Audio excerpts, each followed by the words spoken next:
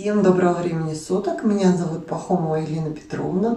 Я соучредитель общественного фонда Кумбала и работаю в нашем центре нейропсихологом. В наш центр приходят дети самого маленького возраста, малыши, и мы занимаемся детьми до подросткового возраста. Сегодня я вам хочу рассказать, продолжить тему о подготовке ребенка к первому классу. На прошлом уроке я рассказывала о том, какими тестами можно выявить ведущую руку у ребенка, правую или левую. И сегодня я хочу продолжить эту тему, как держать правильно ручку. Вообще, это важный фактор, да, на самом деле. Вот я взрослый человек, а ручку держу неправильно. Вот сейчас я сама переучиваюсь, чтобы научиться ее держать правильно, так как я работаю с детьми, они должны видеть правильный пример. Как-то не отработали этот навык со мной в детстве, и вот оно вошло в привычку. Смотрите, в магазине продают вот такие вот насадочки. Они такие силиконовые, очень приятные, такие на ощупь. Они бывают в упаковке разного цвета, разные, розовые, синие. Детям очень нравятся они на самом деле, многим. Что мы делаем? Мы одеваем на ручку такую насадочку. Здесь такие вот 3 выемки. Раз, два, 3. Для большого пальчика, указательного и безымянного. Все, вот на эти выемки мы ставим пальчики. Вот так вот мы держим ручку. Вот. Есть еще такой лайфхак. Берем резиночку, одеваем ее на ручку, делаем такой перекрест, сделали, и одеваем ее на руку, вот на кисть. Одели, все. Ручка у вас, ставим пальчики. Вот, все. Ручка у вас уже вот так, вы ее не сделаете. Все, она, видите, она возвращается обратно. Вот. Вот такие резиночки тоже продаются в канцелярских магазинах. Не берите такую, как у меня, потому что у меня такая она давящая. Я просто не взяла, не привезла с собой другую резиночку, чтобы вам показать, поэтому показываю на этой. Вот, и тут третья проблема какая возникает у нас? 2 пальчика, которые у нас бывают и вот так, и так. Что мы можем сделать, как мы можем помочь ребенку? Для этого нам понадобится салфеточка. Мы ее складываем в зависимости от размера руки ребенка. Вот у меня на 5 раз. Теперь смотрите, мы берем и ложим под 2 пальчика эту салфеточку. Как бы таким образом мы заставляем держать пальчиками салфетку. И из-за этого у нас фиксируется, как правильно мы держим ручку, как мы ее должны правильно держать. Но могут возникнуть другого характера проблемы. Ребенок отказывается от резинки, говорит: нет, я не хочу ее, она мне давит, она мне мешает, эта резиночка, убери, все. Тогда мы убираем. Конечно, ребенка заставлять не надо, потому что это только оттолкнет. Убираем резиночки, убираем салфеточки. И можно попробовать с варежкой. Берем варежку ребенка, у вас здесь уже есть пальчик, здесь вырезаем дырочки, и ребенок будет в варежке вот так сидеть и писать. Как вариант, вдруг все-таки поможет. Или тогда, если опять же будет отказываться и от варежки, значит убираем и варежки, и резиночки. Надеюсь, что насадочку все-таки он не захочет убрать, потому что насадочка все-таки помогает. И тогда вместе с ребенком каждый раз просто стараемся ему подсказывать, как нужно правильно держать, наводим, подсказываем, контролируем. Как бы так. Так, дальше, какие факторы нужны в письме? Если ваш ребенок, вы не занимались ребенком в плане письма, он никогда не писал, только раскрашивал или рисовал что-то, вам нужно уже учиться, письму. Что я советую вот на самом первом этапе? Все-таки самый первый этап. Все-таки взять альбом. Открываем альбом. Что мы делаем?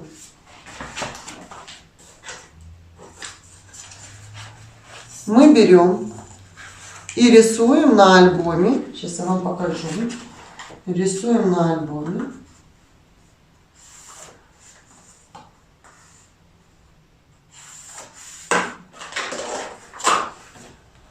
Нарисуем на альбоме вот такие красные полосочки. Для чего они вам нужны? Нужны они вам для того, чтобы ребенок не выходил за линию.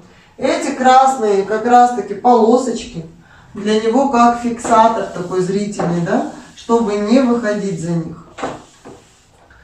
И начинаем с ребенком, пожалуйста. Начинайте с ребенком несложные элементы. Самое первое, что я советую, это палочки. Опять же, не ждите, если ваш ребенок никогда этим не занимался, не ждите от ребенка, что он сразу начнет красивые такие ровные палочки писать. Нет, ребенку нужно помочь. Ему нужно поставить две точечки и показать, что нужно соединить две точечки, соединить. Обязательное правило. Первое. Все работы в тетради идут слева вправо. Обязательно. И обязательно вы должны сформировать навык у ребенка, что все, что он пишет, должно идти, все палочки, все буковки идут у нас сверху вниз. Сверху вниз. Сверху вниз. Для этого опять же можно помочь писать одну точечку сверху, да, вот здесь. Вот одна точечка. И ребенок от этой точки, она у него как такой старт, да, идет вниз. От этой точки идет вниз. Если у ребенка не получается, он не может самостоятельно, слегка берите его руку. Вы знаете, когда держишь руку у ребенка, бывает, что ему просто это как даже нужно психологически, чтобы ему помогли, потому что он где-то не уверен в себе, где-то, ну вот у него возникает такая неуверенность в своих действиях, и он переживает, что у него не получится. Бывает, дети даже высказать не могут этого, но в душе оно есть. Поэтому, если вы рядом сядете, ненавязчиво, спокойно скажете: я тебе помогу, давай вместе. Тогда я больше чем уверена, что у вас все получится. Дальше.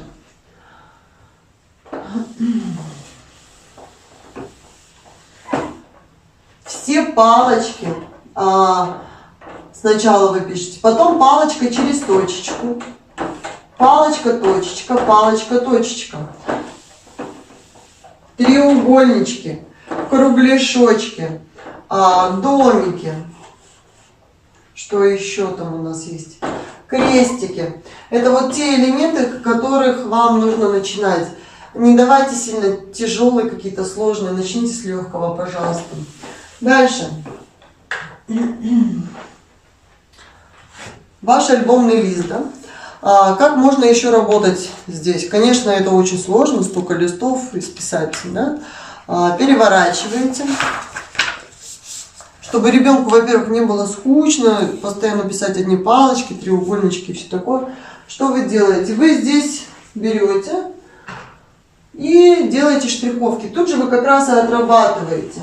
Треугольник, квадрат, круг, овал, ромб, прямоугольник. В первую очередь, да, вы, получается, здесь учите ребенка геометрическим фигурам. Здесь же, когда вы нарисовали их, или же опять же с помощью ребенка их можно нарисовать, поставив точки.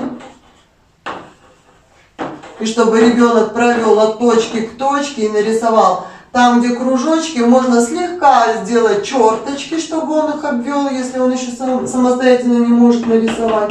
Вот так, да? И ребенок, получается, обводит. Дальше вы просите ребенка сделать штриховку вертикальную, горизонтальную, волны, поперечную. Если у ребенка не получается, опять же, от точки к точке, можно это делать цветными карандашами, даже так будет интереснее. Не обязательно это делать ручкой или простым карандашом. Лучше это сделать все цветными карандашами, ребенку так будет интереснее, красочнее. Дальше.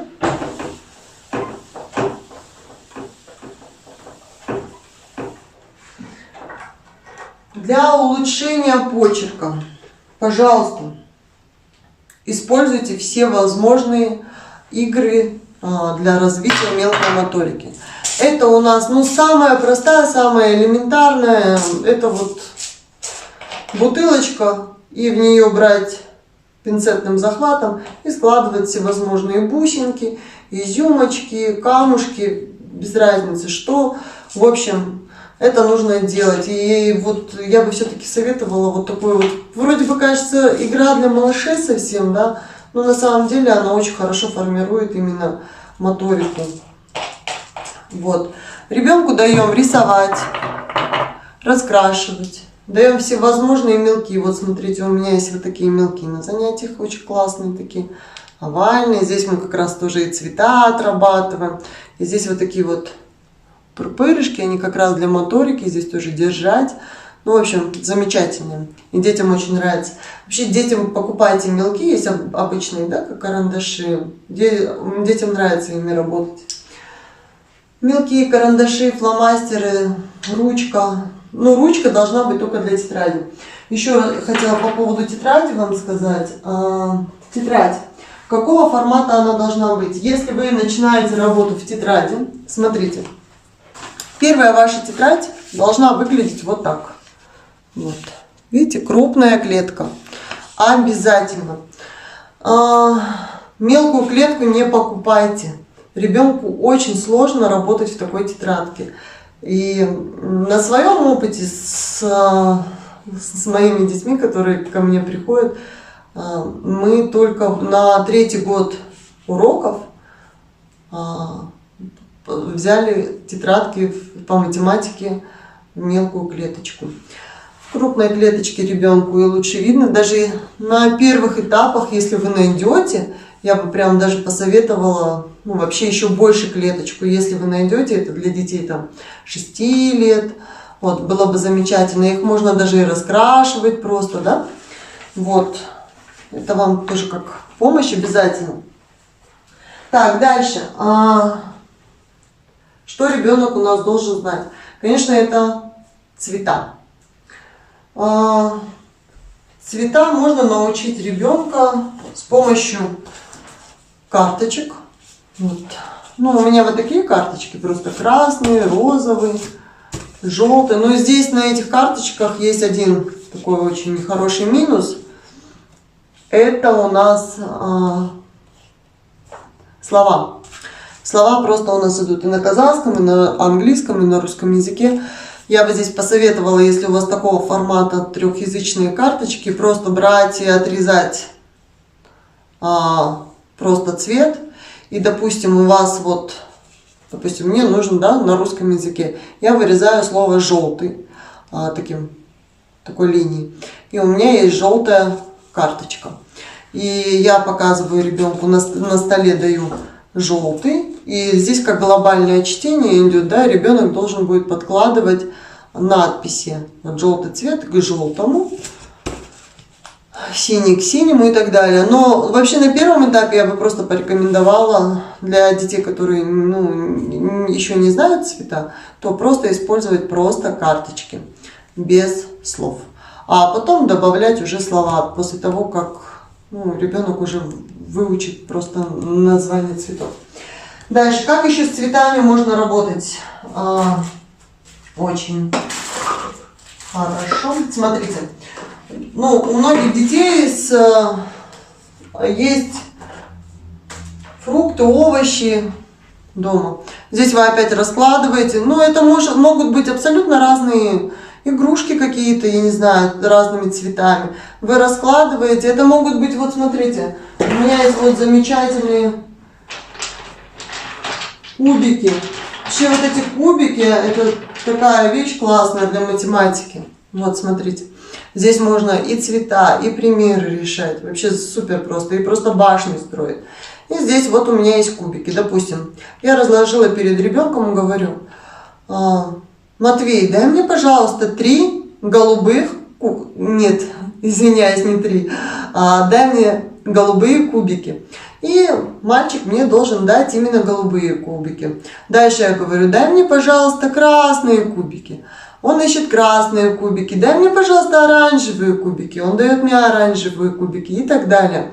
Вот цвета можно отрабатывать так. Дальше вот я немножко побежала вперед.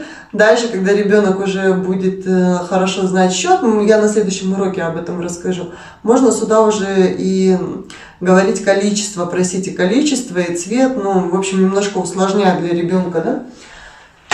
Вот. Еще бы порекомендовала просто цветная бумага, картон. Берете цветной картон, вырезаете различного цвета вот такие вот кружочки, треугольнички, овалы, ромбики, прямоугольники. И одна упаковка получается цветного картона, а там столько игр. Смотрите, перед ребенком вы раскладываете и говорите: дай мне, пожалуйста, все синие. Он вам дает. Дай мне, пожалуйста, все черные. Он вам дает. Так, теперь вам нужно отработать и цвет, и форму, да? Вы ребенку говорите: дай мне, пожалуйста, все черные треугольники. Ребенок вам собирает все черные треугольники. Теперь вы ему говорите: дай мне, пожалуйста, все красные круги. Он вам дает красные круги. Но вы для того, чтобы ребенка запутать прям разными цветами, разными формами, так, чтобы не было так, что круги только, допустим, красные, треугольники только синие. Сделайте треугольники несколько цветов, круги несколько цветов, чтобы ребенка включался мыслительный процесс, чтобы это немножко усложнять, чтобы его заставлять думать. Ну, на первых этапах, если вы еще цвет вообще не знаете, ваш ребенок еще цвет не знает, тогда можно обойтись просто одним форматом. Вот.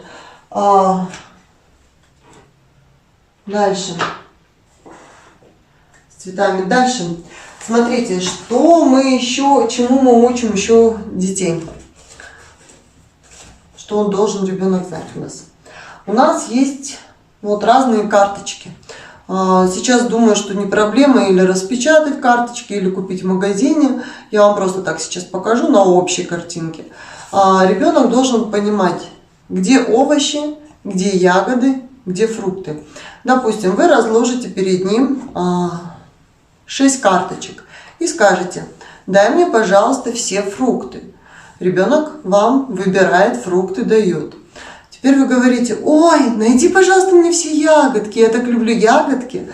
Ребенок ищет вам ягодки и опять же отдает.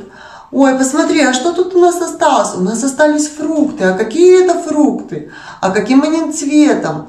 Вот таким образом вы с ребенком поддерживаете диалог, задаете ему вопросы, на которые он будет стараться отвечать. И тем самым будет учиться. Да? Потом, дальше, животные.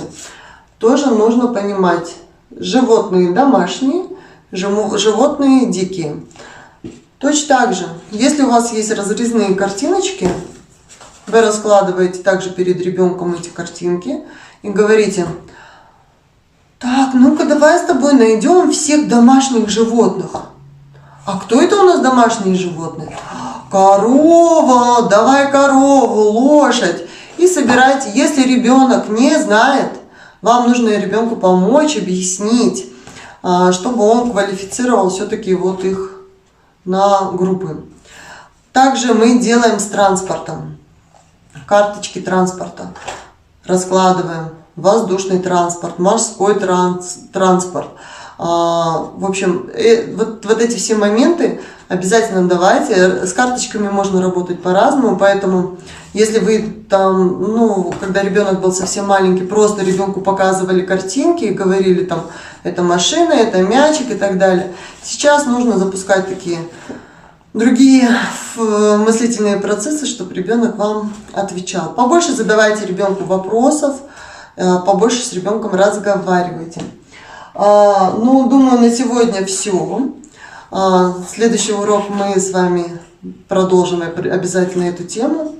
До встречи. Счастливо.